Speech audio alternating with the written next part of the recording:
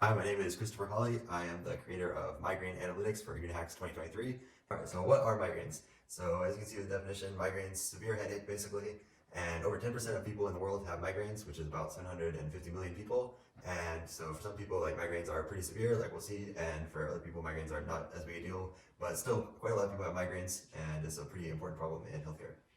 Okay, so what does Migraine Analytics do? So the program I wrote, basically it takes in migraine data for our patient over however long that they've been having migraines. And most people who have migraines, they will record them in some sort of app or like journal or some sort of file. And basically it takes that data in and it does all sorts of analysis and makes different graphs. And then as output, it gives a custom report based on your data and comparing to all sorts of different features and like time, month, day, all sorts of stuff. And then you get a custom report that's just for you about like what your migraines are, and then you can send that to other people and have your migraine report. All right, so continuing on with the features, the main point of Migraine Analytics is that it provides a view of your data that is impossible with most migraine diary programs, which is the most common type of migraine app out there right now.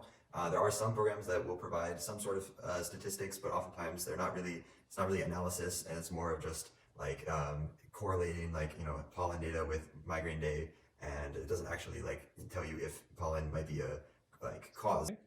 Alright, so as for why I made it, I have a little sister who has had pretty severe migraines for the last 7 years, and it's really affected her. Like she has been, had to miss a lot of things that she's wanted to do, and it's been a big part of her life. And the migraine like space in general just has not been like very well explored. Like still, we have to use apps that are pretty outdated, and not a lot of analysis. And so the way we've been recording her migraines, like the output is basically just you just get the dates, right? And that's similar for a lot of other migraine diary apps. And so like I try to make that into something useful, both for her and then for everyone else with migraines. All right, so the current competition in this field, there's basically two types. There's the common type of migraine tracker app, which is basically when you ever have migraine, you enter it in, enter date, any sort of like symptoms they might have had, things like that. And those apps, like there's quite a few of those.